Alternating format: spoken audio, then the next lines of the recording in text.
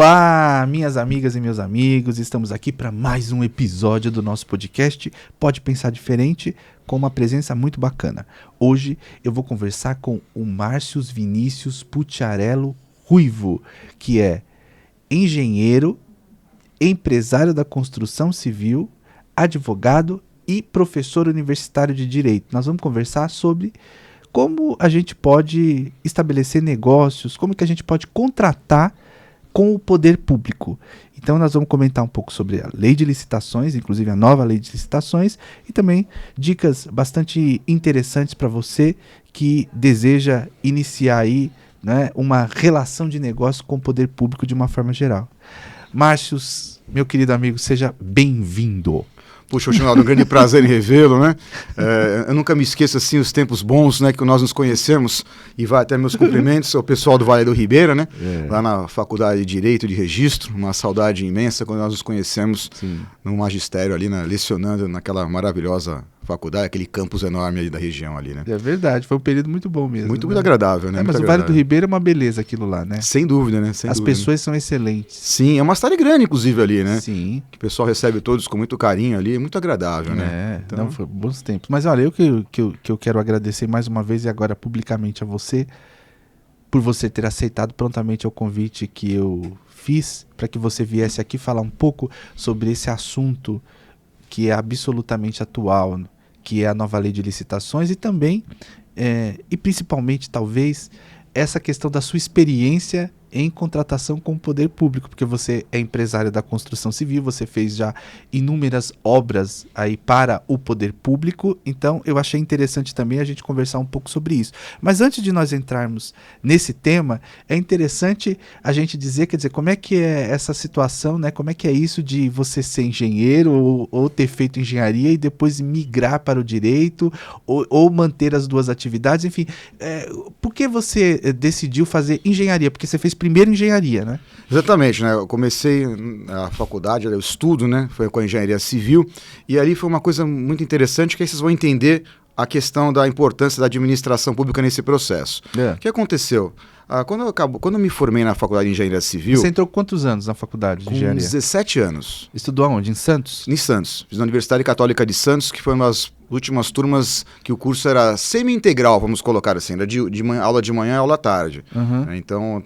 Talvez comercialmente, né, as faculdades hoje, para ter uma graduação de engenharia semi-integral, é um pouco complexo, né, já que as pessoas têm que trabalhar e tudo mais para conseguir, né, pagar a faculdade, vamos colocar assim, né. Mas o desafio foi o seguinte, Rutinaldo, quando eu me formei em engenharia civil, nós estávamos passando por uma crise econômica. E essa questão da economia do país, de momentos de grandeza... Quando foi? Foi em 92... 97 mais ou menos... Foi quando eu me formei e não tinha emprego. Nós estávamos ainda num momento econômico ruim. Uhum. Então, qual que é o problema hoje do aluno que se forma num curso superior? É uma coisa muito legal ter políticas públicas para levar a educação a todos, que todos tenham uma formação acadêmica de um curso superior. A outra é onde colocar essas pessoas com um diploma no mercado de trabalho. Então, esse foi um grande problema, né? O inconformismo, olha, o incômodo é você ter um diploma e não saber o que fazer com ele. Foi esse o problema que eu enxerguei naquele momento quando eu me formei. Aí aconteceu o seguinte, em ato contínuo, e começando a estudar para concursos públicos, eu vi que houve uma afinidade com as questões legais e jurídicas. E aí, consequentemente, eu adentrei na faculdade, Universidade Católica de Santos, na qual me formei, tornei bacharel e advogado posteriormente, mas quando eu botei o primeiro pé na sala de aula de uma faculdade de Direito, eu falei, daqui eu não saio. Encantou-se. Tanto que foi automático, tanto que eu me formei, no dia seguinte da minha formatura, eu consegui a aprovação no mestrado. Eu falei, daqui eu não saio. Estamos até hoje aí nas salas de aula e tentando passar um pouco da nossa experiência. Então, mas o seu pai já era advogado, não é isso? Já era advogado. E esse era o grande desafio, né? Porque o meu pai foi um grande advogado, né? Uhum. Então, qual que é seu incômodo, né? Você ficar, às vezes, né? Tem uma estrela maior lá, né? Fala assim, puxa, é o filho do fulano, né? Então, a gente tem aquele compromisso de fazer, tentar, não é competição, mas fazer o seu melhor, né? Para que você possa, numa comparação, puxa... Mas o seu pai, quando você falou assim, ó, quero fazer engenharia, o que ele te disse? Não, ele nunca se opôs. Não? Não, ele nunca interferiu na escolha do curso. Ele achou legal? Nunca se opôs. Talvez com a faculdade de Direito possa até ter se motivado um pouco mais, porque assim, puxa, agora tem uma pessoa que pode trabalhar comigo, né? Mas, por que pareça, na construtora, quando foi fundada a construtora, acho que foi 2001 que nós fundamos a construtora, ele era sócio. Olha só que legal. Então, ele participou desse meu projeto pessoal de abertura da empresa em 2001. Então, só para eu entender, então você terminou a faculdade de engenharia e pouco tempo depois você já ingressou na faculdade de Direito? Eu diria que não deu nenhum... praticamente foi um ano. Deu um ano de busca de mercado, de emprego, que não tinha. Né? E aí no ano seguinte já entrei na faculdade de Direito. Na faculdade de Direito, olha a coisa louca da economia, né? Na faculdade de Direito deu um boom. Né? Teve aqueles 5 anos de faculdade de Direito, já teve um crescimento da economia, que aí foram surgindo as oportunidades. Né? Mas o que é importante, que isso que é o que incomoda, e a ideia do meu projeto aqui, né? Quando a gente fala um pouquinho depois de licitações, nós vamos trabalhar aqui, né? A gente vive muito, né? A nossa economia vive muito por investimentos públicos, de políticas públicas. Né? Então, nós temos um Estado hoje que, seja União, Estados e municípios, tem um papel muito importante nos caminhos que as pessoas seguem no seu dia a dia. Não vou dizendo se isso é certo ou se é errado, estou trazendo uma realidade.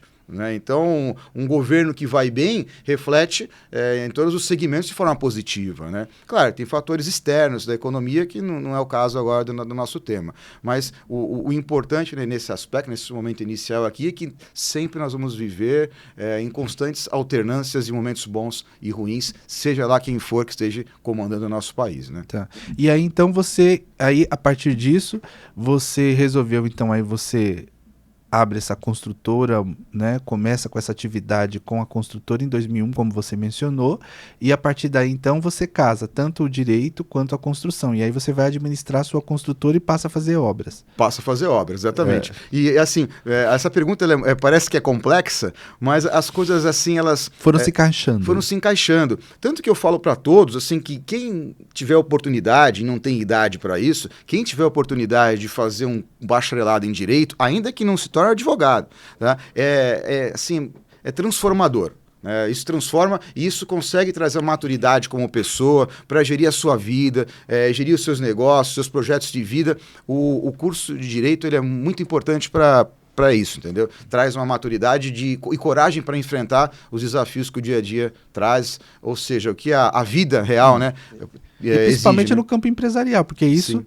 foi muito importante para você, até para que você tivesse possibilidade de fazer o gerenciamento da sua empresa dentro daquilo que é rigorosamente, né, a previsão legal, para que você não tivesse problema, notadamente porque também depois você migra para essa atividade de negócios com o poder público e essa parte de documentação e de gerenciamento, né, ou as questões jurídicas relacionadas a isso são determinantes para que você tenha a possibilidade de manter, né, ou de realizar negócios na esfera do poder público. Sim, não, isso é fundamental. E voltando um pouquinho na questão do ciclo econômico, quando a economia está bem, talvez você não precise tanto da administração pública para poder auxiliar nos seus negócios, seja qualquer tamanho de empresa, seja um microempresário, uma ME, uma empresa de pequeno porte, empresa de médio porte, grande porte. Então você talvez fique tão adstrito às questões governamentais para as suas vendas, para os seus negócios.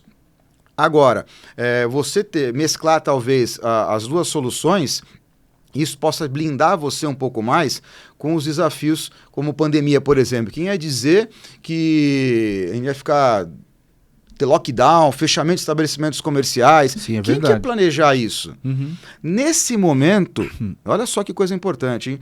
Como o nosso tema aqui é muito importante para as questões de sobrevivência de qualquer empresário. Se muita gente tivesse conhecimento do que eu passo hoje sobre as vendas governamentais, sobre como negociar com o governo, muitos desses negócios não teriam quebrado ou encerrado suas atividades.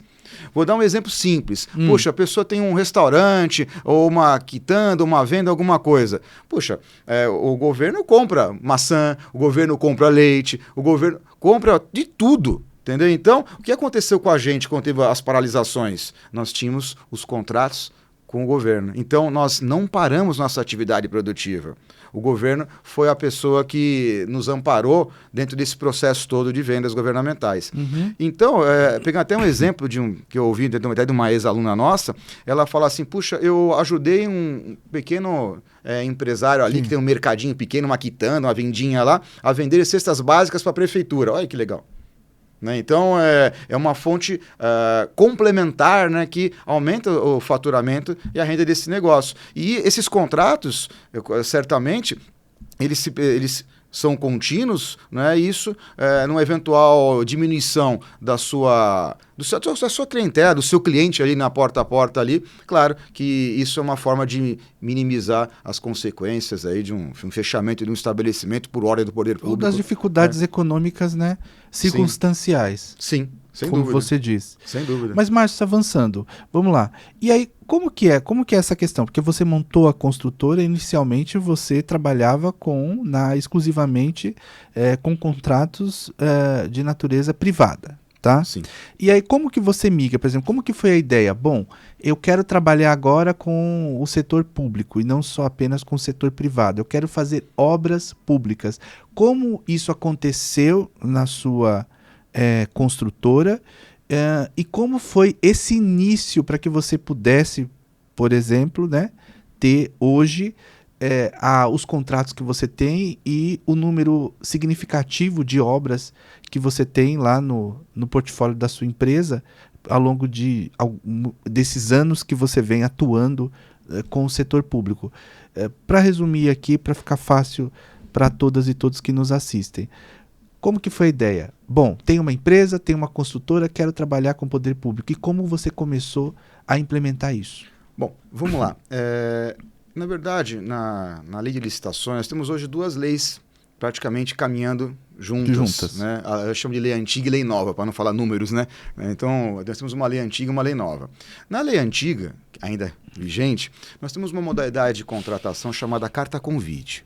O que é essa carta convite? É um mecanismo mais simplificado de que o órgão público, né, a administração pública, em qualquer esfera de governo, ela convida 3 empresas a participar e entregar sua proposta para alguma realização de algum serviço ou alguma compra.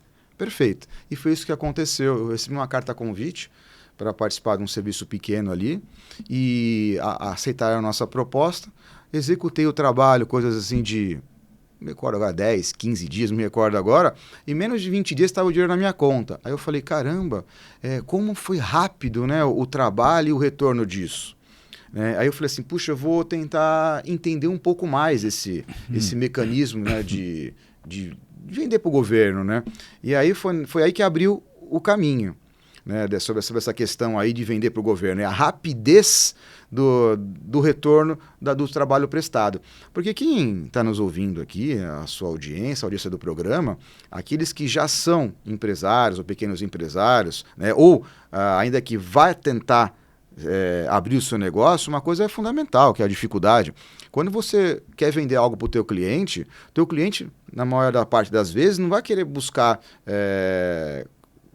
o mais caro, vai querer o mais barato. Né? E às vezes você é obrigado a parcelar em tantas vezes que dificulta até a tua questão de gestão de fluxo de caixa. Às vezes quem trabalha com comércio, por exemplo, sabe o que eu estou falando? A pessoa vai em 2, 3, 4, 5, 10 lugares para comprar um produto ali. Então a gente sabe que às vezes o preço ali ele é importante e fracionado em parcelas a perder de vista. Né? E isso é uma dificuldade para o comerciante. Na administração pública, não. É uma parcela única, ele te paga integralmente. Aí o que eu enxerguei, Rutinaldo? Eu enxerguei o seguinte, puxa, vou me especializar nisso, não fechando os olhos para a iniciativa privada, mas como se eu criasse um segmento para vendas para o governo. E aí a coisa foi crescendo, criando uma proporção maior aí. Hoje, praticamente, eu diria que a maior parte do meu faturamento estão com as vendas governamentais. Né? Mas sempre reitero, né? Nunca vire as costas para o seu cliente que bate na sua porta lá, óbvio. Né? Então, sempre dê atenção ali para o seu consumidor ali, do dia a dia ali.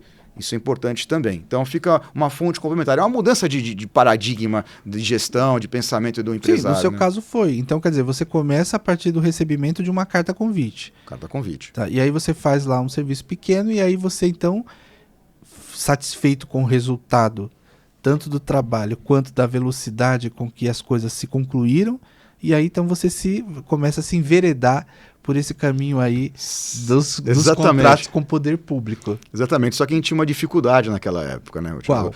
Naquele momento, né, da internet, desenvolvimento das informações que o Google traz hoje com facilidade, a gente não tinha cursos satelitários, a gente não tinha essa busca de conhecimento.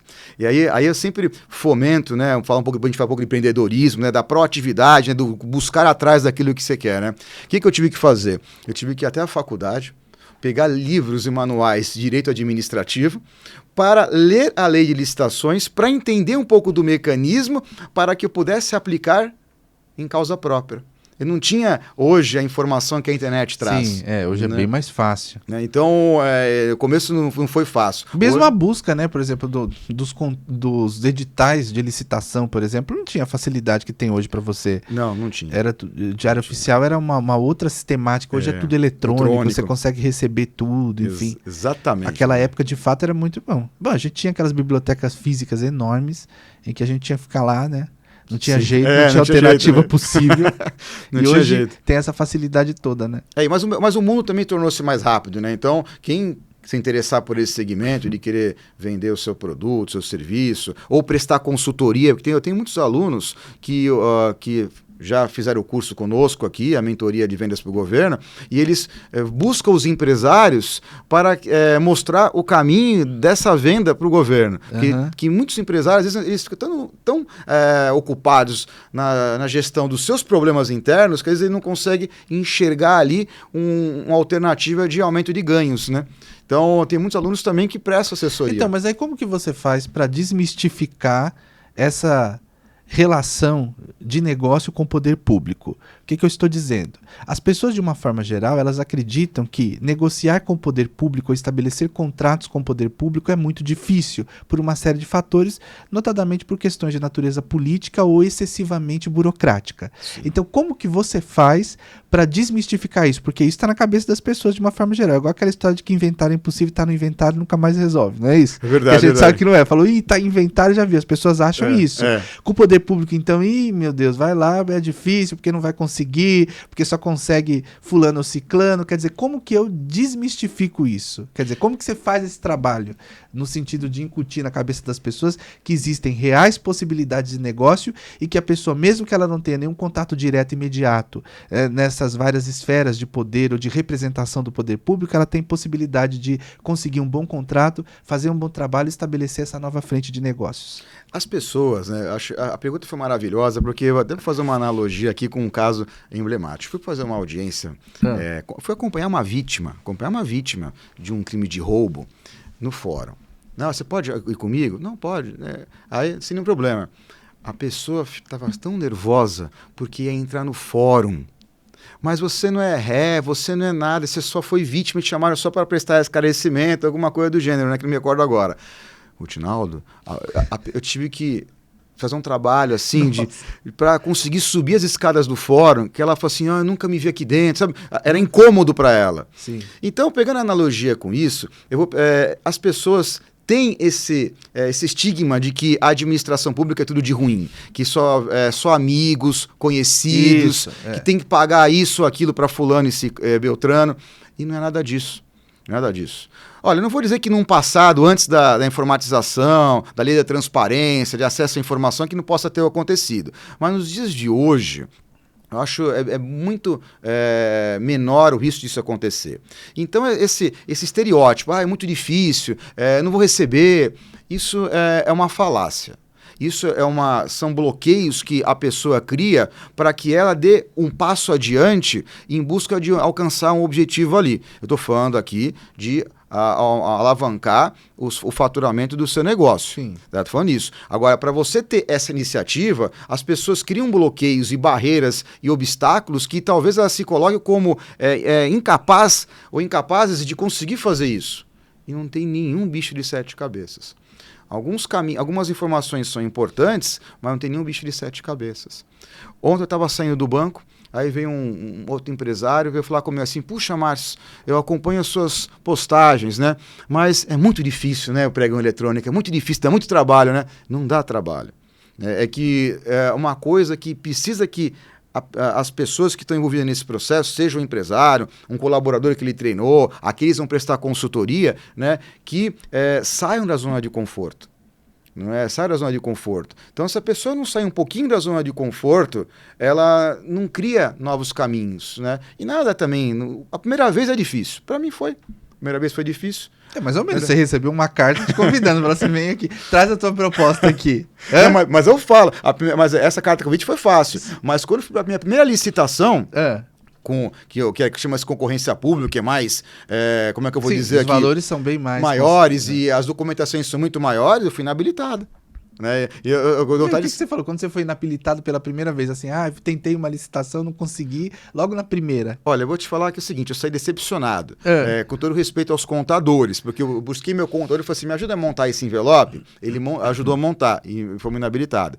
Aí o que eu fiz, que é aquilo que eu coloco em sala de aula, gente, o tropeço faz parte do processo de construção de um resultado vencedor lá na frente. Então, tropeçou, vamos recolher o que caiu no chão, vamos levantar e vamos fazer uma reflexão e analisar aquilo que nós erramos para que na próxima oportunidade a gente possa fazer melhor. Claro, com as condições que você tem naquele momento. Sim. Né? Então, foi isso que eu fiz. Falei, por que nós erramos? Aí, eu vou te falar que esse erro foi a hora que o negócio explodiu.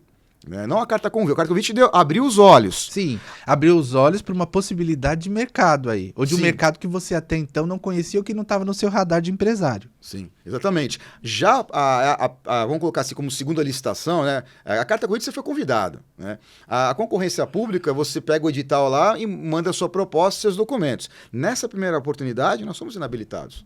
É aí que eu falo, gente, a inabilitação não encerra uma porta. Pelo contrário, você começa, né, a criar rigidez, né, para enfrentar grandes oportunidades que possam surgir lá na frente. Quer dizer, você viu esse obstáculo inicial, mas como um mecanismo de fortalecimento da sua compreensão sobre o processo para que você pudesse conseguir outros contratos e evoluir nessa linha de negócio do que propriamente um empecilho à continuidade ou continuação desse seu projeto. Sem dúvida, sem dúvida. Você ficou frustrado no primeiro momento, decepcionado, mas aí sacudiu a poeira, deu a volta por cima e falou, não, é aqui mesmo que eu vou.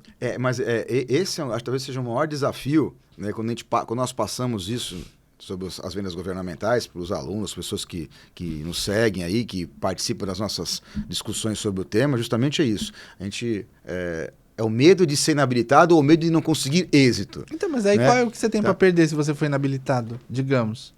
Não vai perder nada, não tem custo. Então, exatamente, é isso que eu estou dizendo. Então, às vezes, as pessoas ficam com receio de investir ou de tentar. Porque, como você falou, mesmo que tenha havido uma dificuldade inicial e você teve um obstáculo naquele primeiro momento, que isso sirva para que você realmente consiga aperfeiçoar sua técnica, melhorar os seus processos e os seus procedimentos para que numa próxima oportunidade ela seja sua. E é assim que a gente vai construindo, porque a vida é feita dessa forma, né? Porque se você não é persistente, você consegue sucesso? É verdade, mas esse é o nosso desafio como professores, né? De a gente passar esse ensinamento aos alunos na faculdade, por exemplo, né?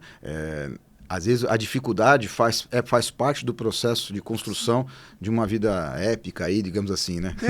Porque se você tem esse desejo e se de fato você tem, né, interesse em trabalhar nessa atividade, como qualquer outra, porque mesmo que seja no setor privado, para você construir uma empresa, uma construtora do nada, como foi o teu caso, que simplesmente porque teu pai era advogado, você não tinha, você fez engenharia, e aí você falou, bom, vamos fazer uma construtora. Quer dizer, como é que começa uma construtora, né? Como é que começa a relação com o poder público? E você vê, num período relativamente pequeno de tempo para uma empresa do ramo de construção, você fez grandes obras. Por exemplo, você participou aqui da obra do TRT, não foi? Sim, vários fóruns nós fizemos, praças, prédios públicos, bastante coisa assim. E não só aqui no estado de São Paulo, você teve em outros estados também ou não? Não, a gente não só participou. aqui, basicamente aqui. Só o estado de São Paulo. O braço não foi maior porque a gestão... Você concentrou aqui. Concentrei aqui, porque o custo de deslocamento também interfere um pouquinho, né? E eu gosto muito de estar próximo ali no Você faz visita às obras. Você gosta de obra? Sempre. Então eu vou, ainda que eu não esteja residente lá, mas eu estou frequentemente lá para ver como é que as coisas estão andando, né? Ainda que acha que as coisas são feitas de qualquer jeito, ainda que para a administração pública, isso também é um folclore, né? Porque você tem responsabilidades, garantias, qualidade do produto final que você está entregando, seja para uma compra ou seja para um serviço. Então, até porque também o pagamento ele é feito em função de medição, ou não? Sim, função de medição. Se for uma compra, vou entregar a impressora. Você entregou a impressora, recebeu. O serviço, eu tenho que entregar um prédio. Então, tem os critérios de medição ali mensalmente para poder ir te remunerando, né? Então, de maneira proporcional ao avanço da obra. Exatamente. Então, tem um cronograma dessas entregas aí, né? Você não faz nada ao escuro, né? Alheio do achismo, né? Então, todo o contrato tem um plano de entrega, um cronograma de entrega que você sabe, desde o começo, qual que é o prazo para isso. Tá. E se eu sou empresário, de repente, não só no ramo da construção, mas de repente eu tenho interesse em estabelecer negócio com o poder público. Qual seria o primeiro passo? Bom, vamos lá. A pergunta ela é muito oportuna, porque, muito embora eu comecei na construção civil, mas o negócio se aplica a todos. Sim. A todos. De vez em quando eu estava conversando com um colega que é farmacêutico, tem farmácia de manipulação.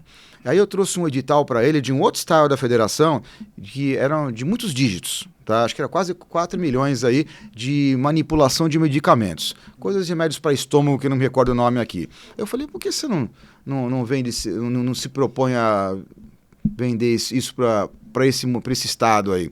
Porque, olha só, as vendas está aqui no cronograma, são X unidades por mês para você vender desse medicamento. Você já tem o laboratório, você já manipula isso, que custo que você vai ter? Puxa, é mesmo, né? Pô, vou pensar no seu caso. Mais um empresário que ainda não sai da zona de conforto. Ele já tem a estrutura montada e poderia alavancar um negócio de 4 milhões.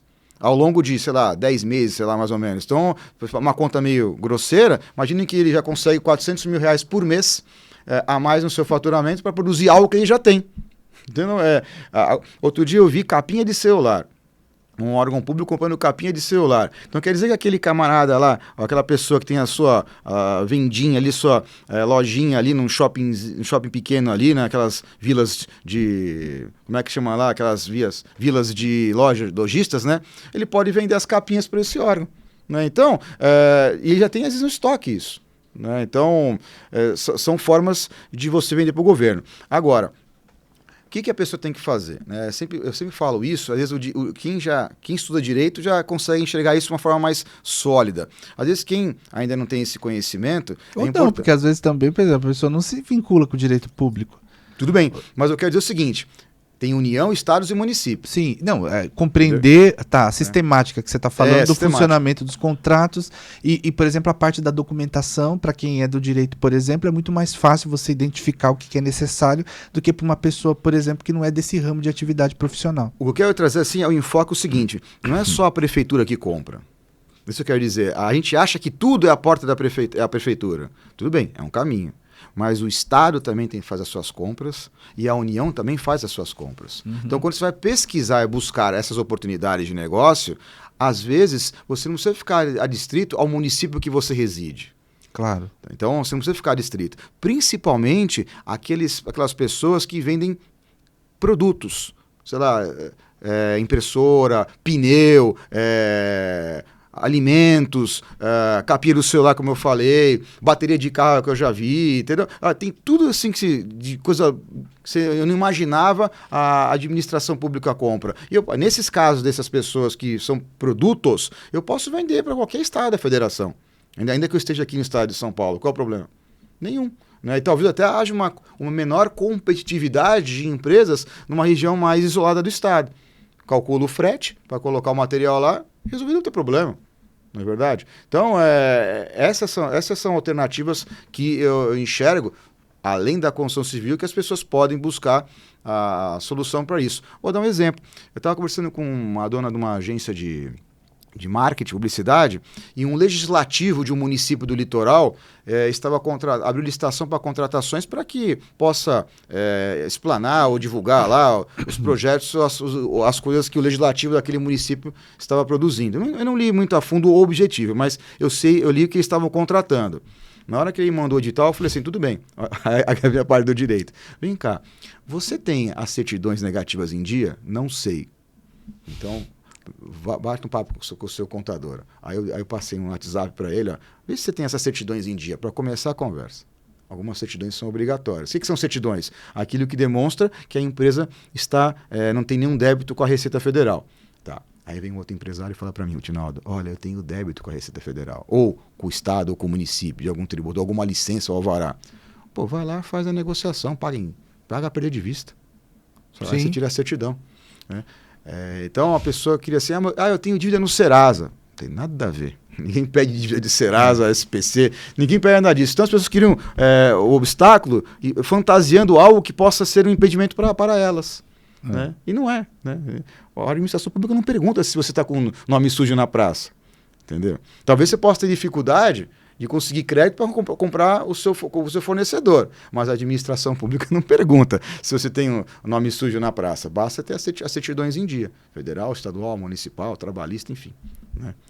Então, mas você sabe o que eu vejo também? As pessoas acreditam muito que o pessoal que trabalha com licitação, né, ou que atua realmente nesse ramo de negócio com o poder público, são pessoas que já têm uma expertise e, no geral, as pessoas se conhecem.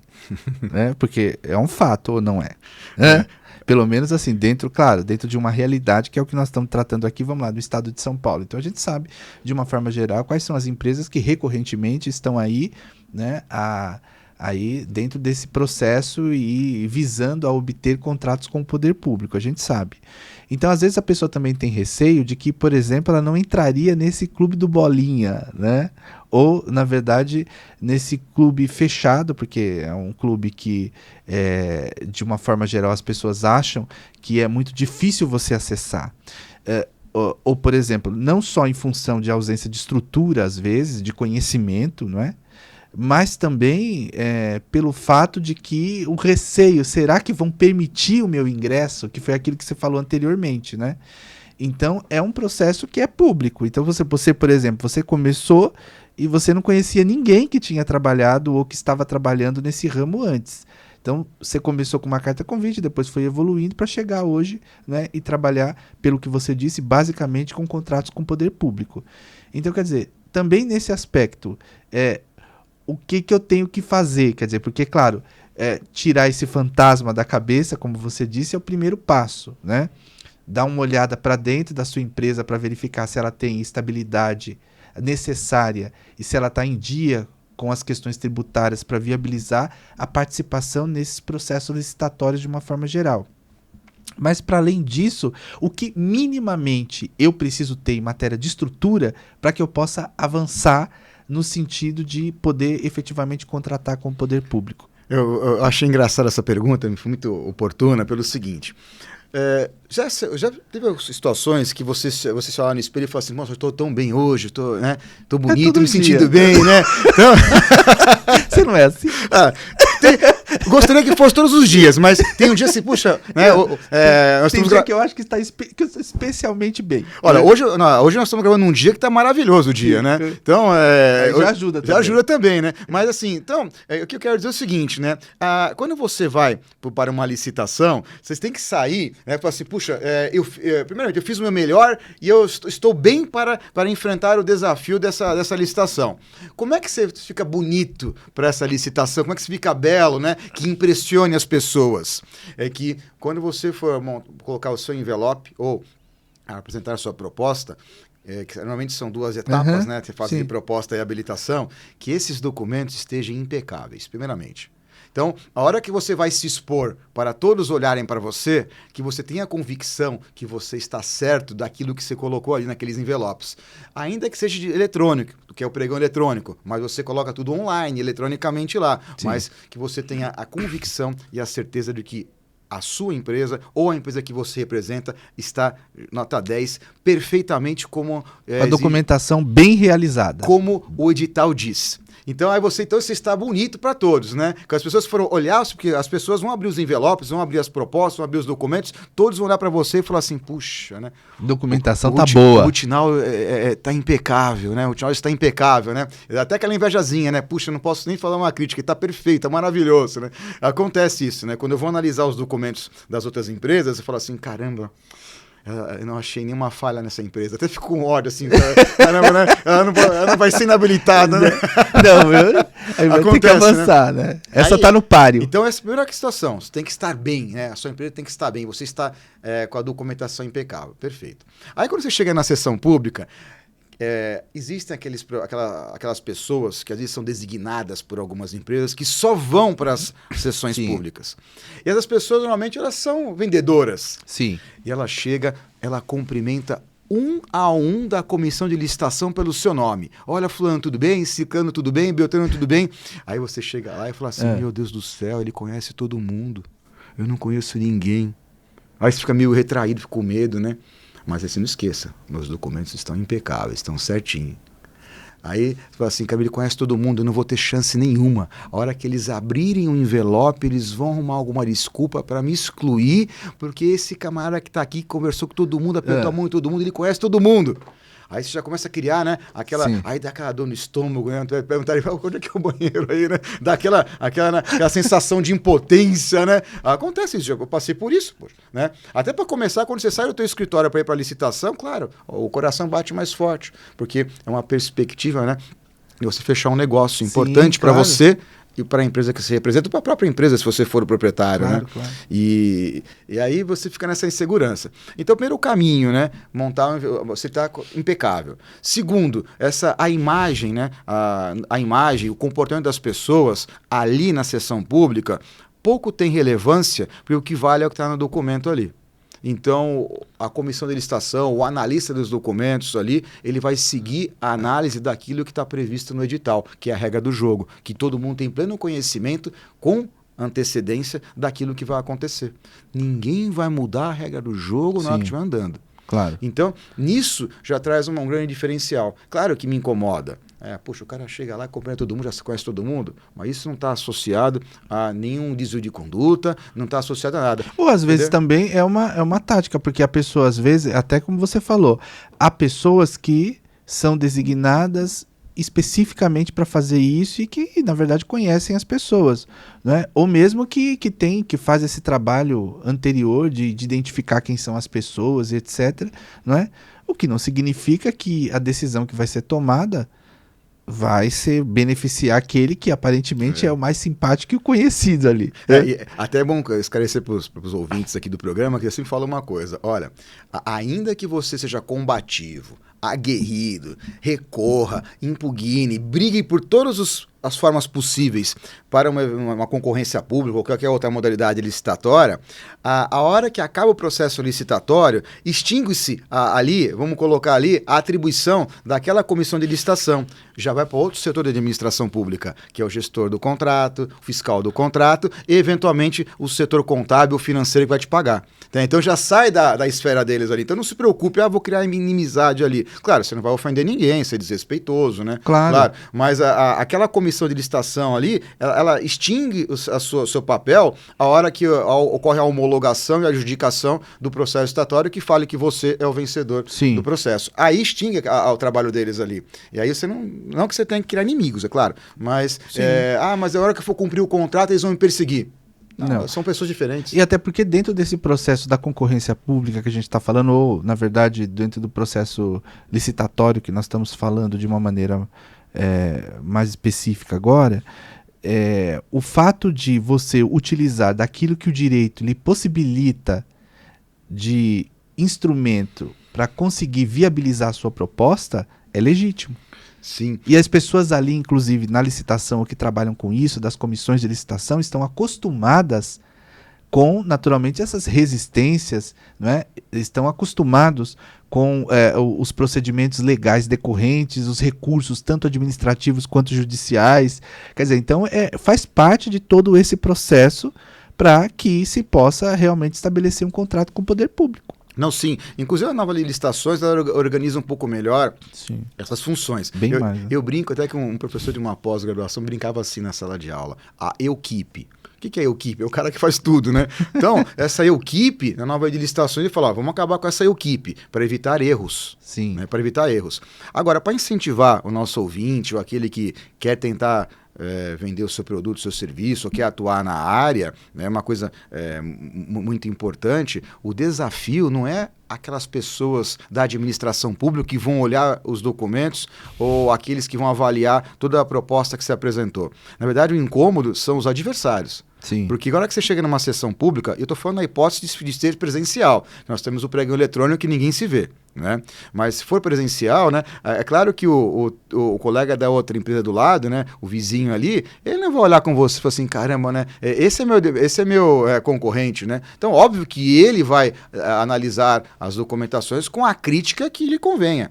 E aí, qual que é interessante aí do treinamento aí, ou da preparação do empresário, ou que designe alguém, né? Eu brinco lá, com respeito ao motoboy, né? Os motoboys, né? Às vezes eu vejo lá, o cara manda um motoboy lá, aquelas empresas de entregar um envelope, manda o cara ficar lá sentado para olhar, pegar a ata. Quando acaba a sessão pública, sai uma ata. Né? Aí ele bota um cara lá com o capacete na mão, o que é aquelas empresas de entrega, que não tem nem nada a ver com o processo da licitação. Eu falo, não sei por que esse empresário, essa empresa manda um cara ficar aqui sentado para pegar a ata. Se o cara nem analisa os documentos das outras empresas. Eu vou citar um caso emblemático. Nós estamos numa licitação, foi pregão eletrônico. Haviam 8 ou 9 empresas, acho que 8 ou 9 empresas. Logo de cara, 4 ou 5 já foram inabilitados. Nossa, e aí? 4 ou 5 foram inabilitados. E aí? Nós, obviamente, os 4 ou 5 que foram inabilitados estavam com preço menor que o meu. Então, legal, os 4 ou 5 que saíram, né, a minha colocação subiu. Resumo da história, porque estamos em segundo lugar. Estamos em segundo lugar e ainda com uma impugnação de um recurso que eu coloquei porque o pregoeiro não enxergou lá um documento que não atendia a um item do edital. Aí está lá em fase de recurso, já vai fazer uns 10 dias, né? Até entendo que é um excesso demais de prazo aí, mas está lá a impugnação. Então, quer dizer, o número de concorrentes ali, eram 8 ou 9, são muitos? Talvez que sejam, mas 4 ou 5 seriam inabilitados, né? Para nós, né? Lembra que eu falei de você se olhar no espelho e falar que você está bonito? A sua empresa tem que estar bonita. Né? Então, você estando, a sua parte... Da foto documental. Você estando certinho, as suas chances aumentam. Né? Então, 8 ou 9 empresas ficar em segundo... Então, mas tem que ser virginiano para conseguir fazer... Eu tô achando que tem que ser virginiano pra conseguir isso aí, não é? Eu tô louco. Não, todos os signos são capazes de conseguir isso. Porque você é meio assim, eu sei que você tem toque com organização, né? Mas você tem um cérebro cartesiano, isso é um fator, eu tô louco também. Não, mas você tem que criar procedimentos, né? Eu chamo assim, eu tenho o kit de licitação, né? Algumas coisas não mudam.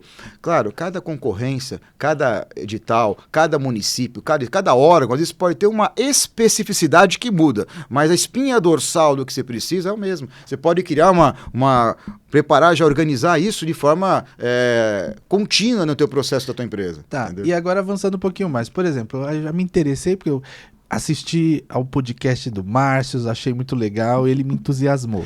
Como que eu acompanho quais são as licitações que estão aí no mercado? Quer dizer, como que eu sei quando abre uma licitação, como que eu faço esse acompanhamento para que de fato eu tenha a possibilidade de poder participar, né, desse certame? Como que isso acontece? Por exemplo, tem uma empresa, eu vou acompanhar onde eu vejo. Publicou um edital de uma licitação para tal coisa. Como é que eu acompanho isso? Bom, vamos olhar isso com um pouco de cautela, porque isso às vezes assusta também um pouco os alunos também, que nossos grupos lá de estudos. Nós temos, claro, inicialmente nós temos empresas que você paga por esse serviço e ela encaminha e direciona aquela linha de serviços ou de produtos que lhe interessam. Tá. Claro que a maioria esmagadora dos meus alunos que estão iniciando no mercado não vão querer despender de uma assinatura para que você receba os e-mails daquilo que lhe interessa. Então, hoje eu tenho esse serviço prestado. Então, eu determinei, por exemplo, assim, no meu escopo, Santa Catarina, Paraná, Rio Grande do Sul e São Paulo. Coloquei esse eixo de licitações. Né? Muito embora eu ainda... Você esteja concentrado, por enquanto, exclusivamente em São Paulo. Em São Paulo. Então, eu determinei esse eixo e determinei quais atividades ou quais produtos me interessam. Então, eu recebo os e-mails, uma média de pelo menos aí uns 3, 4 e-mails por dia, com propostas de licitações de órgãos da União, do Estado, do município, de tudo. Tudo que tem dinheiro público, vamos colocar assim, tudo onde circula dinheiro público, eu recebo essa assinatura. Para aqueles que têm condição, isso é uma mão na roda. Você recebe isso no seu e-mail, da sua casa, tomando seu café da manhã, você consegue já ver aquilo que lhe interessa. Isso aqui me interessa.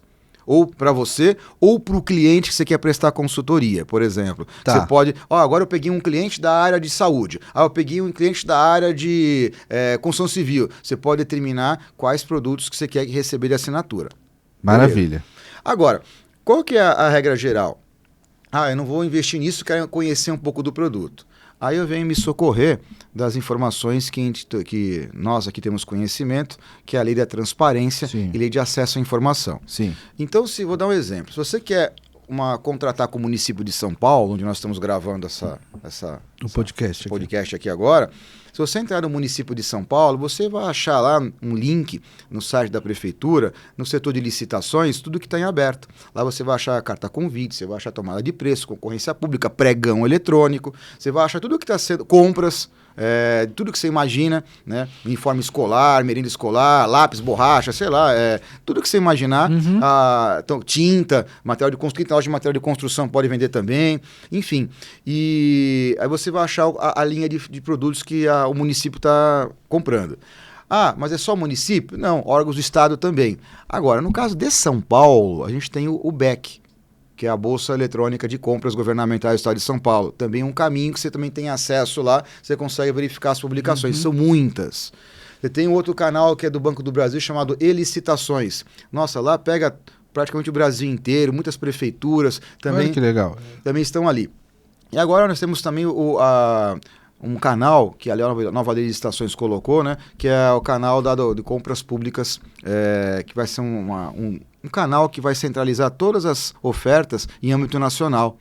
Então, também é um caminho interessante você buscar linhas de fornecimento também, né? Então, esse site já está disponível lá, mas como a gente está na transição de leis ainda, né, eu acho que isso deve estar bem fortalecido já a partir de 2024. Então, você também tem um site específico, né, que ali você consegue acessar todas as ofertas em âmbito nacional. Toda a administração pública vai ter que anunciar a sua oferta nesse site aí. Entendi. Nesse banco de informações nacional para vendas governamentais. Quer dizer, então a busca por essas informações não é alguma coisa que hoje, em função até da internet e desses instrumentos que você mencionou, seja difícil. Não, não é. Com um pouquinho de habilidade você consegue, minimamente você consegue aí, caso tenha interesse, em identificar aí quais são as licitações em aberto, você pode, sem nenhum problema, obter essas informações. Não, sim, sem dúvida.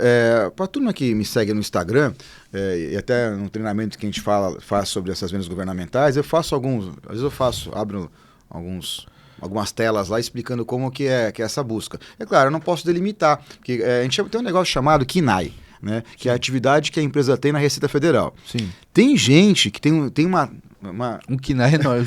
Mas por que ele fez isso? Para ele conseguir se encaixar em diversas possibilidades. Quer dizer que uma locadora de veículos pode ter um outro KINAI de outra atividade, qual é o problema? Né? Agora é importante, sempre falo para o pessoal, para os alunos que me seguem, cuidado para você não fugir da sua pertinência temática. Então, mas a gente vê muito isso, né? Porque a pessoa, na verdade, trabalha, vamos lá, tá produzindo, vai vender tinta, mas no final ela quer fazer o quê? Ela quer vender uniforme escolar. Tudo bem, mas se ela tiver isso no seu contrato social como atividade... Então, isso que eu tô te falando, o grande problema que a gente vê às vezes, eu tô falando assim, dentro disso, pela avaliação que eu faço em função de ser fiscal, né? De licitação. Mas assim, o que eu identifico com frequência é isso, né? Porque você vê realmente essa questão do KINAI aí, a pessoa coloca, dá a impressão de que faz tudo, vende tudo. Eu tenho um exemplo prático. Ontem eu estava conversando com um eletricista que trabalha conosco e a família dele vende as marmitas, fornece as marmitas para a empresa. Tá. Aí quando chegou a nota, veio assim, Márcio, olha essa nota aqui estranha. Ele tem um MEI de serviços elétricos lá e no campo da nota de descrição, fornecimento de refeições. Aí eu chamei ele assim, peraí, isso aqui não tem nada a ver.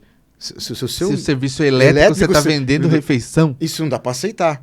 Ah, como é que eu vou receber? Então vai lá, arruma teu KNAI, pô. Né? Não posso aceitar essa nota. Isso que é um desvio de finalidade ali, né? Se a atividade dele lá no contrato social dele são serviços de instalações elétricas, ele não pode o cara não escrever na nota que tá vendendo refeição. Então, é isso que eu tô falando, né? Mas assim... A não ser que ele crie lá a atividade. Agora eu entendi o que você está falando, né? Mas aí é normal. Aí é a regra do jogo, Tinaldo. Tem empresas que tiram vários KNAIs para poder atuar em vários segmentos. Tá. E tem muito disso. Outra coisa que eu queria te perguntar, como você tem experiência no ramo, sobre essa questão de eu pegar uma licitação e, na verdade, terceirizar o serviço. Como é que é isso? Olha... porque às vezes a pessoa, por exemplo, ela tá lá no KNAI dela, tem tudo. Só que, na verdade, ela mesma não tem nada. E aí? Olha, essa pergunta aqui eu vou tentar ser o mais sucinto possível, já respondendo com o novo olhar da nova lei de licitações. Tá. Dando um treinamento recente para os servidores públicos de município, até que você conhece, né? E a gente estava comentando que tem muita empresa que ganha contrato, que vem de longe, e ela praticamente terceiriza 100% do contrato. Por isso que eu tô te perguntando. Entendeu? E aí? Olha, o edital, ele diz qual que é o percentual máximo de terceirização do contrato. Ele tem que dizer isso. Mas... vamos falar isso, nós estamos falando de prestação de serviços, né? Tá. Se o camarada vende computador, impressora, celular, sim, talvez isso não interessa, que ele tem que entregar um produto. Sim. Né? Sim. Aí nesse caso até é interessante, viu? Pegando um gancho da vida prática, até entendo que haveria uma responsabilização do fiscal do contrato. Outro dia eu estava caminhando eu estava entregando um contrato, uma obra grande aqui em São Paulo, e estava tendo uma empresa estava montando o mobiliário de um andar inteiro, muito grande, Rutinaldo, muito grande. Aí eu falei assim, fiscal, puxa, tá ficando bonito. Aí o fiscal me respondeu, mas esse mobiliário que está sendo entregue eu não vou aceitar. Eu falei, por que você não vai aceitar? Porque não atende às especificações que foram exigidas no edital e na contratação. Aí eu brinquei, eu me incomodei, falei assim, puxa vida, e por que você não fala para ele que o que ele está colocando ali não atende o edital? Não, vou esperar ele entregar, a hora que ele me chamar para receber, não vou receber. Aí eu falei assim, Rutinaldo, como nesse aspecto o gestor ou fiscal desse contrato, eu entendo que está cometendo uma falha. Porque qual que é o interesse final da administração pública ou pelo menos o que deveria ser. Né? Qual que é o interesse final ali para a sociedade, para todos ali, né? Que aquela área administrativa esteja funcionando para atendimento dos interesses públicos. Então, a hora que o fiscal fala que enxerga uma não conformidade, que não vai aceitar aquilo, ainda que ele não aceite, a empresa vai fazer a correção, quanto tempo se perde nisso? Não era mais fácil ele falar assim, olha, vem cá, fulano, tô vendo uma coisa que não está atendendo aqui, não é melhor separar essa atividade? Porque eu vou te falar, o caso ali era mais de 50 mesas, móveis e cadeiras. Eu falei, puxa, imagina, ainda que ele corrija, qual o tempo de correção para isso? A gente tem que pensar lá na frente, o cidadão, né, a sociedade, né, que vai usufruir daquele espaço público, né? Aí por que eu estou contando essa história? Quem está nos ouvindo aqui, que vai vender roupa, calçado, meia, caneta, celular, capinha de celular, seja lá o que for, né? Sempre você encaminhe a amostra ou um mostruário e obtenha a validação deste servidor público para a aceitabilidade daquilo que você vai entregar para a administração pública. Então, por exemplo, ele chega e fala assim, eu quero comprar tinta acrílica, né? Branca, tá bom. Aí você tem um depósito de materiais, você vai buscar com o teu fornecedor, você não precisa nem ter estoque, você combina com o teu fornecedor, né? Faz uma triangulação aí, você combina com o teu fornecedor, para entregar direto na prefeitura, ou no estado, ou no órgão que está comprando. Você não precisa passar no teu galpão. Essa que é a jogada do negócio, né? E aí eu sempre explico isso nas aulas. Olha só que legal. Imagina, vamos pegar a tinta. Olha, você entregou a mercadoria, vou te pagar em até 30 dias. Até 30 dias. Você pode negociar com o fabricante da tinta para pagar com 30, 60 e 90. Então, olha só, você pode receber em até 30 dias e ainda ter mais 2 meses ainda para pagar o saldo daquelas tintas. O que você pode fazer com esse dinheiro em caixa? Fazer outra venda. né? Então, essa triangulação não passa por você. Mas agora o que você tem que fazer? Você manda o boletim técnico ou manda as especificações técnicas do produto que você vai entregar. Aí a pessoa falou assim, é isso que eu quero, eu aceito. Aí você faz a triangulação para entregar o teu produto lá, seja em qualquer lugar. Por isso que eu falo, você pode vender, nós estamos aqui em São Paulo, eu posso vender para qualquer estado da federação. Manda uma amostra para lá, via Sedex, alguma coisa do gênero, se for físico, né? E aí, ó, é isso que você quer? Me manda por escrito que é isso que você quer e eu vou mandar produzir, mandar entregar aí nas quantidades e nos prazos ali contratados. Você não precisa estar presencialmente lá. Entendeu? Quer dizer? Sim, eu entendi. Então, essa é a jogada. Agora, porque tem muita gente que diz o seguinte, às vezes, de repente, eu já ouvi muita história. Bom, a empresa que ganhou não era aquela que se pretendia que ganhasse. E aí chega no momento das amostras, elas são rejeitadas. Acontece. Agora, e aí? O que fazer? Rutinaldo. E agora, José? Rutinaldo, nós empresários, né, ou a área comercial de uma empresa, ou aqueles envolvidos com o processo de querer vender o seu produto. Alguém quer vender uma caneca, por exemplo. A administração compra. A gente não pode ficar vislumbrado ou ansioso, principalmente no pregão. No pregão tem isso. No pregão você tem um tempo... Presencial. Pode ser eletrônico. Tá? Você tem um tempo que as pessoas vão ofertando lances e baixando os valores. Você tem que chegar no valor limite seu. Tá. Lembra que eu comentei há minutos atrás do pregão eletrônico que nós tínhamos 8 ou 9 empresas e nós estamos em segundo? Eu estou em segundo com o meu preço. Não com o preço dos outros. Então eu sei que se chegar na minha... Se a empresa número 1 for inabilitada, eu vou fazer o trabalho pelo meu preço. Então, se você vai vender canecas, você negocia com o teu... Ainda que você não seja fabricante de canecas, mas você tem um fabricante lá. Qual é o preço que você vai conseguir colocar para ter o seu lucro mínimo lá no órgão público, seja lá onde que for do nosso país? Você tem que colocar esse teu preço mínimo e você trava isso lá. As pessoas costumam, na ânsia de tentar vencer a concorrência ou o pregão eletrônico, ficar lá de forma incisiva dando lance. Cuidado. Aí, Rutinaldo, eu vou falar a verdade, eu acho que é uma punição merecida ou digamos assim, né, uma imprudência, né, ou negligência daquela empresa que propôs um preço baixo, constando um produto de qualidade que não atenda aos requisitos do edital. Aí a regra do jogo você sabe. Então, mas você não acha, por exemplo, que dentro do mundo ideal que você está mencionando, é isso. Mas o que a gente vê às vezes é que, primeiro, geralmente os valores que são estabelecidos para o poder público são valores que são acima do mercado. Sim, que tem o BDI, o lucro da empresa. Exatamente, mais, tá? Então isso é importante a gente compreender, tá certo? Então, na verdade, a empresa, o que ela tem que considerar, por exemplo, na formação da sua proposta para obter um contrato dessa natureza? Eu não entendo muito de produtos de informática. Eu posso até ser um pouco atécnico, me perdoe aqueles que foram nos ouvir que tenham conhecimento sobre isso. Eu estava conversando com um licitante, não lembro agora em que repartição pública foi, onde é que foi.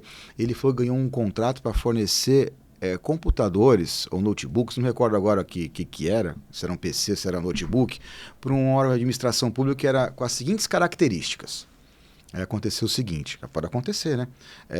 Quando ele orçou a oferta para a administração pública, ele tinha isso disponível no mercado, essa especificação de equipamento. Aí ele falou assim, agora eu não tenho mais a especificação desse equipamento disponível, eu tenho outra. Como é que eu faço? Aí eu falo, olha, você tenta mostrar que, tecnicamente, que o produto ele é similar e compatível com o outro. Você tem que conseguir essa liberação. Não vai me gastar o dinheiro e comprar o produto e entregar lá, isso que eu tenho. Sim, né? entendi. Então tem que iniciar um diálogo recíproco e mostrar que aquilo é similar. Né? A administração pública tem um princípio muito simples, né, que você conhece. O mais você pode, o menos não. Né? Então, se você queria entregar uma caneca, entregou 2, né? O mais você pode, o menos não. O menos tem que passar por um processo aí de discussão dos custos, supressão de contrato, coisas do gênero. Você está tá falando aqui com relação à questão de produto, né? Porque tem o princípio geral de direito, né? Mas aí com relação à entrega dos produtos. Com a entrega dos produtos.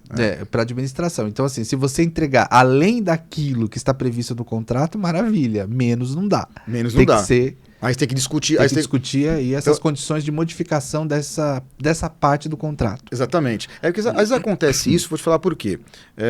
Às vezes a pessoa oferta a sua proposta e a administração pública, por questões que a gente não vai dizer aqui, demora 2, 3, 4 meses para conseguir o processo até contratar. Acontece? Acontece. Não. Estou falando só isso porque, de repente, o pessoal que está assistindo, que estuda direito, vai pensar quem pode o mais, pode o menos. Que é um princípio geral, não é disso que se trata. Não é isso, não é isso. Na construção civil, por exemplo, está previsto um azulejo comum. Vou colocar um porcelanato. É mais caro? Então, se é superior. Superior, né? Então. Eu diria que aí o princípio seria o que a bunda não falta. Ou não é? Pois é, né? Sobrou, tudo bem. Melhor. A qualidade abundou, não faltou. É verdade. Agora, brincadeira à parte, mas se cuidar, né? Se você contrata por unidade, tem que entregar 10 canecas, 1.000 canecas, 100.000 canecas, aí não tem jeito de você mudar isso. Sim, né? claro. Tá, não é uma caneca e meia, que eu vou fazer com meia caneca, né? Não dá, né? Sim. E até porque tem uma série de outras coisas também, né? Que a gente tem que considerar até onde eu vou botar tudo isso. Exatamente. Mas é bem interessante. Agora, avançando aqui, Márcio, também que eu gostaria de falar para você, de te perguntar, por exemplo, dentro desse processo aí, ou dentro da licitação, nesse modelo que a gente tem, porque, como você disse, é fato, nós temos aí 2 leis que estão regulando simultaneamente essa questão, né? E aí a gente está nesse processo de transição, né, da lei antiga para a lei nova. O que você poderia destacar que a lei nova melhorou em relação ao que nós tínhamos de procedimento estabelecidos pela lei anterior? Ou pela lei que está em vigor ainda, né, em função da prorrogação de vigência que foi feita, mas o que a lei nova, em que a lei nova melhora a licitação no que era regulado pela lei antiga, que ainda está em vigor? Olha, Rutinaldo, eu vou responder sua pergunta puxando a sardinha, assim, né? Ou empurrando, ou direcionando para o lado que eu compartilho praticamente diariamente nas minhas redes sociais quando eu falo sobre vender o seu produto, o seu serviço para a administração pública. Eu falo sobre a ótica do empresário, tá? Não importa o tamanho do empresário. Não da ótica da administração pública no processo. Sim, nós aqui... pessoas... Pela perspectiva do empresário. Exatamente. Ou da pessoa física que também pode, né, vender para a administração pública, né? Algumas coisas foram benéficas. Aí eu vou falar um pouquinho de... a pessoa fala sobre inadimplência. Será que eu vou receber? Esse é o problema, né? Grande. Então tem esse aspecto. E já ao longo desses 20 e poucos anos que nós trabalhamos com a administração pública, confesso também que nem tudo são flores. Já aconteceu de nós sofrermos atrasos significativos quanto ao pagamento. Já aconteceu. Hoje, eu estou mais maduro quanto a isso, passo essa experiência para mim, para os alunos também, de armadilhas que você pode sim, estar sujeito por desconhecimento. Né? Então, por exemplo, eu não sei se esses números são absolutos, mas quando você vai participar de um pregão eletrônico ou de uma outra concorrência pública, por exemplo, não vou entrar na merda da modalidade aqui, não, mas tanto que eu não falei, a gente está falando... Para não alongar muito, o que e também para não ser excessivamente técnico, para as pessoas compreenderem no geral que podem participar do processo. A gente aprende algumas coisas, por exemplo, que tem algumas áreas que constitucionalmente são protegidas, como por exemplo a área de saúde e educação. Uhum. Então a gente sabe que até você tem definição de orçamento. Até você dentro do legislativo você conhece bem isso aqui. O município, por exemplo, um estado, né? Enfim, todas as esferas de governo têm a sua obrigatoriedade de repasse desses recursos de algumas áreas. E 2 delas têm grande preponderância, que são saúde e educação. Correto? Correto. Então, essas áreas costumam ter seu orçamento próprio, né? E se o administrador, gestor público não cumpre com esse regramento, ele tem as suas consequências administrativas aí, que também não vai se alongar. Então, quando a venda governamental é direcionada à educação e à saúde, eu já olho com bons olhos. Não que os outros setores de administração pública não sejam importantes. Então, primeiro olhar. Segundo olhar, fonte da natureza do recurso. Sim, isso é muito importante. O que é isso? De onde vem o dinheiro para pagar? Perfeito. Eu ligo, como é que eu vou saber? Olha, se você não sabe o que é fonte 1, fonte 2, fonte 3, fonte 4, tá? Às vezes até eu me confundo um pouco, eu ligo lá, ou mando um e-mail. Ô pregoeiro, ô comissionista, você pode me informar aonde que é a fonte, quem vai pagar esses recursos? É fonte própria do município? É fonte própria do estado? Tá? Você pode me orientar? Se você não souber interpretar o edital, aí ele fala. De onde está vindo o dinheiro? Só para a gente entender aqui fácil, você está falando o seguinte, por exemplo, porque o município tem a sua própria receita, quer dizer, aquilo que ele arrecada de tributo municipal, por exemplo, que vai constituir aquilo que é a sua receita municipal. Então você tem, por exemplo, naturalmente, contratos que vão ser pagos com base nesses recursos e outros que, eventualmente, vão ser pagos com base em recursos que vêm de fora. Por exemplo, então assim, vai construir lá aquela ponte, mas esse dinheiro aí que vai pagar essa ponte é um dinheiro que vem do governo do estado, por exemplo. Então aí, saber de onde vem o dinheiro é importante para você definir se você vai participar ou não, ou a estratégia que você vai estabelecer para fins de participar dessa licitação, é isso? Exatamente. Perfeita a sua justificativa. O que acontece? A maioria esmagadora, eu vou dizer, mas a maioria dos municípios tem dificuldades orçamentárias. Sim, é verdade. Em honrar os seus compromissos diários. Sim. Aí o funcionamento da máquina. Né? Sim, e você vai vender ou fornecer um serviço ou um produto para um órgão ou para um município que tem dificuldade de honrar os seus compromissos. É isso que você tem que descobrir quando você for querer vender ou participar de um processo licitatório. Que eu reforço. Como é que eu vou saber disso? Na dúvida, liga lá e pergunta para o setor. Sim. É público. Tá? É público. E também essa dica que você dá é legal, das pessoas poderem se comunicar diretamente com o setor responsável por esse processo de licitação, porque eles, a rigor, têm de responder as indagações que são dirigidas. Sim, sem dúvida. Inclusive, é que eu não quero citar nome de órgãos, né, mas estava conversando com um gestor de um contrato, e aí eu falei assim, olha, eu acho que você tem que ser muito transparente com a empresa vencedora para evitar paralisações de contrato. E já passei por isso foi uma coisa muito transparente dentro da legalidade. Quando tem às vezes quando tem essas contrapartidas, né? O município Sim, tem uma parte, o estado tem outra parte, às vezes a União tem outra parte. Aí o município não faz a dele, por exemplo. Mas assim, por exemplo, você pega às vezes esse caso específico. O estado entrava tipo com 80%, o município com 20%. Era uma coisa assim, mais ou menos isso. Tá. Aí ele me falou o seguinte, o órgão liberou, já está na conta do município 30% do valor do contrato. Então, os 30% está na conta. Empresa, corre aí que esses 30%, se emitiu a nota, recebe rápido. Lembra que eu falo que é em até Sim. 30 dias? Sim. Né? Então, recebe rápido. Então, perfeito. Porque aí o que acontece? Você presta a conta, aí o órgão do convênio manda mais outra remessa de dinheiro. Essa transparência que o empresário tem que ter, e esse diálogo tem que ter com o gestor do contrato, até para mostrar que ele tem conhecimento e reciprocamente as pessoas também entenderem, né? O famoso ganha-ganha, né? Eu preciso da obra, preciso do produto, né? A sociedade está precisando dessa obra ou desses materiais ou dessa compra, né? E você tem a certeza que eu vou te remunerar. Aquela questão que envolve a contrapartida dos 20% do município, aí é uma gestão de riscos. Olha, esses 20% que é a contrapartida do município, talvez você demore mais para receber. Então, você, quando vai ofertar o seu serviço, você sabe que talvez do teu 100%, que 20% ali talvez tenha um pouco de demora para receber. Foi o que aconteceu conosco. Então, eu achei essa questão foi bem transparente e realmente aconteceu. Os 20% demorou alguns meses para nós recebermos. Mas isso não impossibilitou que eu realizasse o contrato e nem provocasse alguma questão mais gravosa na gestão da empresa como um todo. Isso é importante. E a segunda coisa, muita atenção, principalmente com compras. Quando é serviço, tem um contrato, tem um formulário. Agora, quando é compras de menor valor, você tem que ter nota de empenho.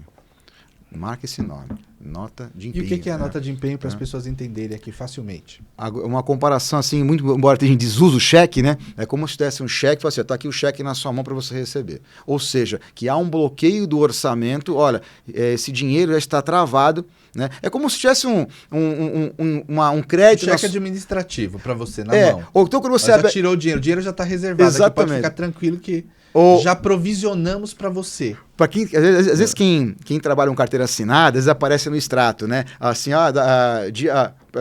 proventos de crédito de salário, você consegue enxergar dias com antecedência. É mais ou menos isso, ó, tá lá, você vai receber, entendeu? Tá? Isso é importante, né? Que você tenha essa carta, essa nota de empenho, né? Em mãos, que é a garantia de que o dinheiro foi reservado para o pagamento daquilo que você vai... Mas não acontece às vezes, por exemplo, principalmente na mudança de governo, você tem um empenho e não pagou, e aí? Puxa vida, né? E aí, como é que faz? Conta essa pro povo aqui. Olha, como é que faz com os restos a pagar que não vem? Tem uma coisa muito importante que eu já vi história, né? Que acontecer. Por isso que eu falo cuidado quando é fonte de recursos próprios, sim, né? Sim. Claro, já aconteceu, mas as pessoas respondem por atos de improbidade e são responsabilizadas por isso. Sim, mas até aí a tua empresa investiu lá e não recebeu, e como é que você faz para pagar os teus lá? Pois é. Olha... Os teus colaboradores, as tuas despesas, como é que é? Existe uma questão que envolve, que aí vem um pouco de lei orçamentária, né? Que envolve toda a questão da administração pública. Uma coisa quando você tem restos a pagar, vamos colocar assim, né? Quando você tem restos a pagar de um ano para o outro, é normal, tá? Pequeno atraso, tá? No primeiro mês do ano, até que se organize esses restos a pagar. Tá? Eu não vejo isso, eu não gosto de falar de nomes, mas pelo menos em termos de governo do estado de São Paulo, né? Não por ser o atual governo, mas governos anteriores também, essa questão do até 30 dias tem sido cumprida. Tá. A questão que a maior preocupação aqui é quando vem município. Agora, quando muda governo, isso é uma questão também que vale a pena analisar. Já aconteceu comigo, teve mudanças de governo e não tem nenhum problema, porque a estrutura... burocrática já está funcionando e os compromissos foram honrados, rigorosamente da forma contratada. Exatamente. Então, eu não tive esse problema. Tá? Agora, não posso descartar que numa esfera municipal, ainda mais municípios pequenos, que é a famosa equipe, né? A estrutura é mais enxuta, talvez você possa ter alguma questão por falta de pessoas ali para ter uma noção dos compromissos ali que a administração possui. Agora, é claro, né? São casos assim muito isolados, né? Não podemos também falar que isso é um problema grave, né? Não é. Ainda mais se você vai uma compra, vou vender, sei lá, a caneca, uma caneta, você entregou a mercadoria, não é um contrato longo. Então, mas eu já vi muito. Por que eu estou te falando isso também? Porque também chamar a atenção das pessoas, porque você tem que ter uma estrutura financeira para conseguir suportar algum atraso.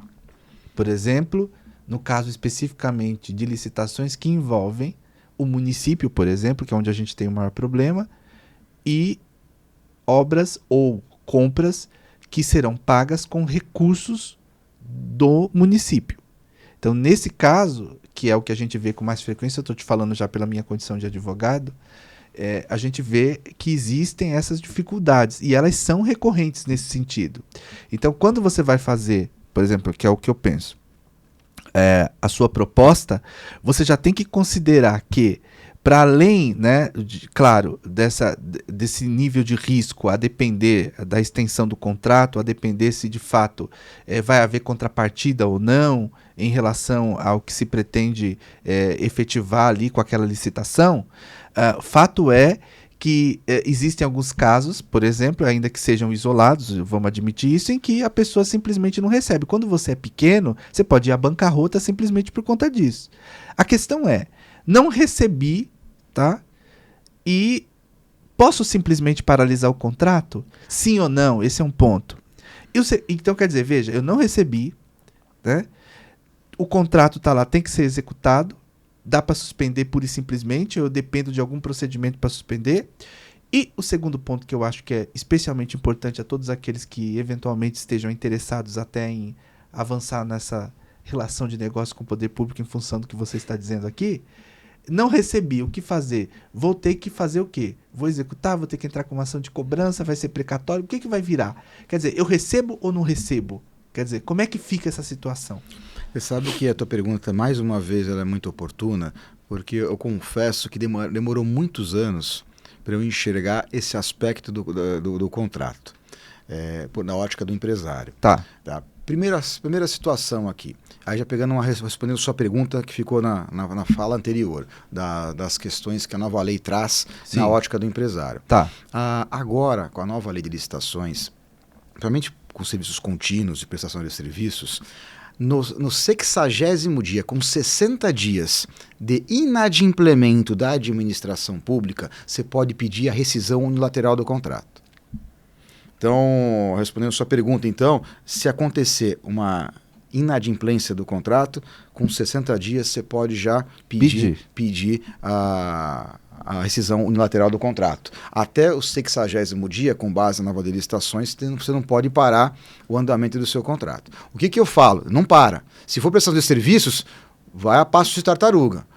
E se for entrega de produto, tenta ver o teu cronograma ali, as condições mínimas para você manter aquilo que está previsto. Então isso tem que estar na conta quando você faz a proposta, é isso que eu estou dizendo. Porque muita gente quebra aí. Sim, mas voltando um pouco na ótica anterior, você sabendo qual que é a fonte de custeio, esse risco ele é menor. Sim, aí você tem que ter essa expertise. Se você sabe que a prefeitura não paga seus compromissos com seus fornecedores, eu não proporia nada lá, a não ser que você tenha o lastro. Então, é isso que eu estou dizendo. Entendeu? Você tem que ter algum laço dependendo de onde você vai contratar, ou com quem, né? Sim, e a parte que eu falo que... Duas coisas que não é que eu esquecia, né? Não prestava atenção sobre essa ótica. Você, empresário, que vende um produto ou um serviço para a administração pública, está no contrato isso, tá? No 30º, passados 30 dias, você não recebeu, você pode pedir a multa pelo atraso do pagamento. Tá? Você pode requerer isso. Obviamente, dentro do trâmite administrativo, vai se abrir um processo administrativo para apurar os motivos desse atraso, para poder honrar os prejuízos causados. Porque a questão é a seguinte, sabe que a administração pública sempre tem um contrato que puxa para o seu lado. Claro. Né? Óbvio. Mas é o seguinte, tá bom, eu vou cumprir aquilo, ou você me exige que eu cumpra tal conduta, ou tal produto, ou tal serviço dentro desse prazo aqui, só que você cumpre a sua parte também. Me paga até 30 dias. Não pagou, eu posso pedir a multa por isso. Então, hoje eu peço a multa. Deu 30, passou um dia, eu já peço a multa. E outra coisa que as pessoas esquecem, e isso não é automático, você pedir a multa pelo atraso de pagamento com relação ao contrato. Tá. As empresas esquecem de pedir isso. E a segunda coisa, ainda que todo o contrato que passar de 12 meses, você também tem que pedir o reajuste contratual do período. Ainda para contratos que inicialmente previam que fosse por um período menor que 12 meses, que realmente foi dilatado por algum motivo que não foi provocado por você. Você também pode pedir o reajuste contratual. Tá, isso tudo administrativamente para as pessoas entenderem. Administrativamente. Tá, e se negou? E aí que é o problema, né? Mas se negar, aí tá indo contra a lei. Né? Então, você recorre para a instância superior. Normalmente, eu nunca vi o caso de negarem. Eu não vivenciei isso. Né? E também não sei se é o caso, cada caso é um caso, claro, sobre eventual judicialização. Né? Não sei o quanto que é isso. Vou cobrar 1.000, 2.000, 3.000 reais. Será que o custo de uma judicialização valeria a pena para um monte desse? Aí tem que avaliar cada caso ao caso. Os advogados sabem, né? Vale a pena ou não vale a pena. Mas administrativamente, não vejo por que ou quais fundamentos aquele que tem a tomar a decisão possa indeferir um pedido como esse, né? Desde que o problema não tenha sido provocado pela empresa. Claro, porque senão haveria a culpa da empresa. Nesse sentido, ela não tem como cobrar uma multa se foi decorrente de ato de ação ou omissão por parte dela. Sim. Hoje, da minha parte, assim, nesses 20 e poucos anos, eu acho que eu tive de atrasos de pagamento, se foi 3 vezes, foi muito. Numa escala de 20 anos. Tá bom, então, né? Não foi nada assim... mas também você sempre teve esse cuidado para saber de onde vem o dinheiro, né? Sim. E também eu acho isso, né? Porque aquela prefeitura, eventualmente, que não tem a cultura de cumprir os contratos, então é alguma coisa que você sabe que se você for investir, né, o teu capital ali, ou a tua perspectiva de ganho ou de relação contratual com base numa prefeitura que é conhecida pela inadimplência, aí não dá, né? É verdade. Então, quer dizer, como seria com qualquer mesmo no setor privado? Quer dizer, você vai contratar com uma empresa que não tem ou que não tem boa fama quanto ao cumprimento dos contratos? Então, quer dizer, é necessário que você faça uma avaliação ampla, mas na conta que você vai fazer para a formulação da proposta, você tem que sempre colocar o quê? Calcular algum risco. Sim. Né? Porque senão acontece o que a gente infelizmente vê algumas vezes da pessoa que não calculou a coisa da forma como tinha que ser, e aí por conta disso, em função de um contrato, pode ir à bancarrota, porque você falar de uma empresa grande é uma coisa, agora uma empresa pequena, de repente aquele é o contrato que ela tem, que é o único, né? É da sua vida. Exatamente. E aí vai a bancarrota, que é o que a gente vê em cidade pequena. Não, mas comigo aconteceu isso. É claro que não tive problema, porque foi a nossa primeira licitação que nós vencemos de valores significativos, ou o primeiro contrato significativo, foi dentro de uma universidade, que tinha o seu orçamento próprio. Sim. Eu vou te falar que eu emiti a nota, em menos de 15 dias estava na conta. Então, mas era o vida ou morte. É a minha primeira licitação de dígitos maiores. Sim. Então, deu aquela ansiedade, né? Pô, se atrasar, né? Há um risco do negócio. Agora, o que não se pode esquecer é você não ficar, a tua emoção, né, de participar de um certame e ganhar um contrato, você não pode esquecer da formalização do seu preço. Existe na composição de custo, quando a gente vai fazer uma proposta, por exemplo, tem uma porcentagenzinha lá de taxa de risco, seguros. Então, tem uma porcentagemzinha, às vezes quando vai compor um BDI, por exemplo, de uma proposta, você tem lá uma porcentagem pequena que é o risco do negócio, taxa administrativa, tem algumas coisinhas que você coloca no custo ali do teu preço de venda. Se não for usar aquilo, melhor, menos mal, que é o normal. É isso aí. Né? Mas, querido, lamentavelmente nós já estamos caminhando para o final, já falamos há mais de uma hora nós estamos falando. Puxa vida. que que agradável, né? Foi, né? Viu como é rápido, né? E as informações também. É um assunto interessante, porque eu acho que talvez, ou certamente, este episódio do podcast vai despertar em alguns empresários, de repente, essa perspectiva de também poder contratar com o poder público dentro de uma seriedade, dentro de uma observação rigorosa daquilo que a lei estabelece, como você fez e faz ao longo destes 20 anos aí, ou mais de 20 anos em que você vem atuando nesse ramo. Então eu acho, quer dizer, que para além das informações que você transmite, eu acho que o teu exemplo de trabalho, ou o teu exemplo de mecanismo de contratação com o poder público, a tua conduta ao longo desse tempo é também bastante interessante para as pessoas observarem o quê? Que é absolutamente possível você contratar com o poder público de maneira rigorosamente dentro da lei, ou de modo rigoroso dentro daquilo que a lei estabelece, que é o que você vem fazendo. E aí, nesse contexto, a partir da sua experiência, eu gostaria de dizer, que você dissesse, na verdade, se fosse hoje você faria tudo novamente, eu acredito que sim, mas o que eu queria mais que você destacasse é por que você faria tudo de novo, né? Considerando esse contexto atual, depois de todas essas experiências que você teve ao longo do tempo, né? E por fim, quer dizer, por que o empresário que eventualmente esteja nos assistindo não deve ter medo de contratar com o poder público, de se lançar nessa modalidade tão específica, mas muito abrangente de negócios? Eu vou começar pelo final. Um aluno das nossas mentorias de vendas governamentais me mandou uma mensagem: professor, eu estou com problemas no meu CNPJ e eu não consigo pegar um edital muito importante que eu gostaria de participar. Aí eu respondi para ele assim: fulano, não importa as restrições que você tenha para acesso ao edital. Qual é a prefeitura? É do município tal. Aí eu fui lá, baixei para ele e mandei: tá aqui o edital inteiro. Acho que até baixei um link, pega o link aí, coloquei no e-transfer lá, pode baixar tudo aí. Você não precisa, eu estou aqui à disposição para ajudá-lo, porque o que eu fomento nas minhas conversas com os meus alunos, lá, tanto no Instagram quanto nos treinamentos que a gente faz em mentoria. A minha ideia é acompanhar essas pessoas até conseguir a sua primeira venda. Oh, que legal. Assim, entra na minha casa, entra na minha vida. Exatamente. Eu vou estar junto com você, tá? De mãos dadas para o sucesso. Nesse grupo de mentoria agora, nós estamos com mais de 100 alunos no grupo. Até eu peço, por favor, só coloque mensagens assim para a gente poder fomentar a sua primeira venda. Eu vou estar com você até a primeira venda. Aí vem aquelas perguntas de segurança. O próprio empresário cria obstáculos. Olha, eu estou com problemas no meu CNPJ, eu não consigo pegar o edital. A lei da transparência ou a busca por editais para qualquer cidadão, principalmente com acesso à internet. Qualquer um pode fazer isso. Então, vamos tirar esse obstáculo, essas barreiras de que eu possa ter um problema de não conseguir buscar o edital. Isso é aberto para todos. Essa é o primeiro aspecto importante.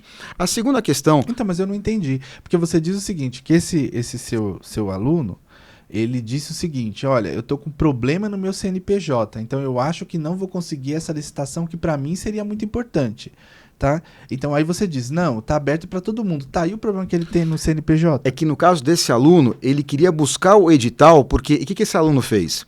Ele tem, ele representa, ele procura as empresas, os empresários da região onde ele mora, Tá.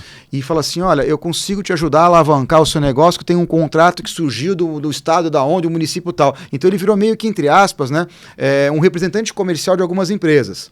E ele estava com receio que não pudesse conseguir o edital para levar para uma dessas empresas que ele presta serviços, entendeu? Tá. Então ele fechou lá, eu não me recordo agora, uma porcentagem do êxito do contrato que ele consiga para aquela outra empresa.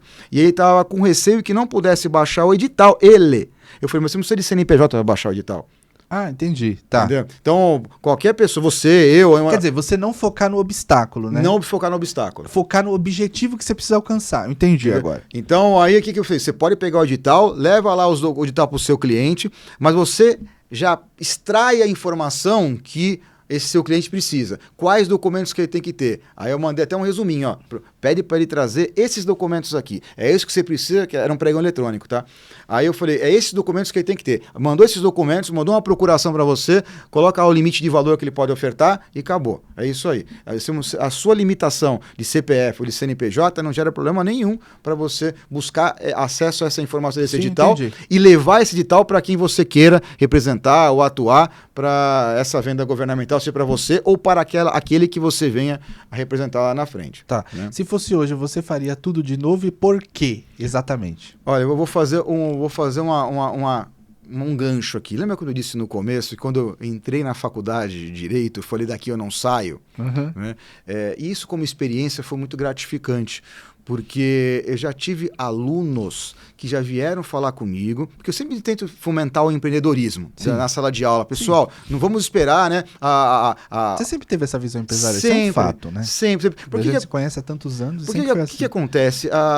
Não que seja contrário a nada disso, mas essa questão assim do regime trabalhista, CLT, carteira assinada, é importante? Claro que é, mas a sociedade ela criou hoje, ela se modernizou, ela se modificou de uma maneira que você, ainda que você tenha a sua carteira assinada, você possa buscar fontes alternativas de renda, né, de faturamento, por exemplo, né, ainda que você tenha seu emprego, ou aquele que também nunca queria trabalhar com carteira assinada. Então, isso eu busco na sala de aula e já tive retorno de alunos dizendo que não são mais funcionários registrados em empresa, com vínculo lá das 20 horas lá, das 8 às 18 lá, e passou a trabalhar para si próprio. E a falta de mercado de trabalho, que a gente sabe que a situação se agrava a cada dia, né? Isso gera um caminho e uma atividade de ganho, né? E no horário que você quiser, da maneira que você quiser. E aí, essa motivação de alunos falando que largaram o seu emprego, o seu trabalho, para fomentar uma venda governamental e começar a vender e tiveram êxito, eu vi que meu papel como professor, como educador, eu podia levar um pouco dessa experiência, não só minha, como desses outros alunos, para que pudesse criar um outro meio de fomento, de não só de ganho econômico, de riqueza econômica, mas também como realização pessoal.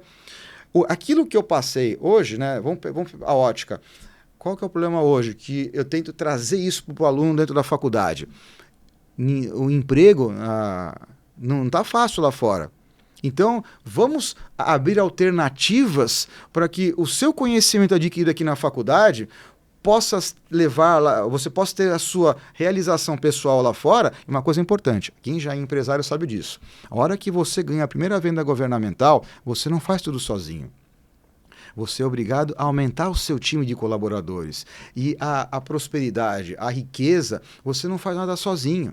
Então, a hora que você ganha um contrato, ou seja de qualquer tamanho, você precisa de pessoas para te auxiliar. Sim, é um fato. E isso vai engrenando a roda das pessoas, a sua equipe vai aumentando, essa energia positiva vai aumentando, ou seja, você vê que você tem um papel diferente num certo momento.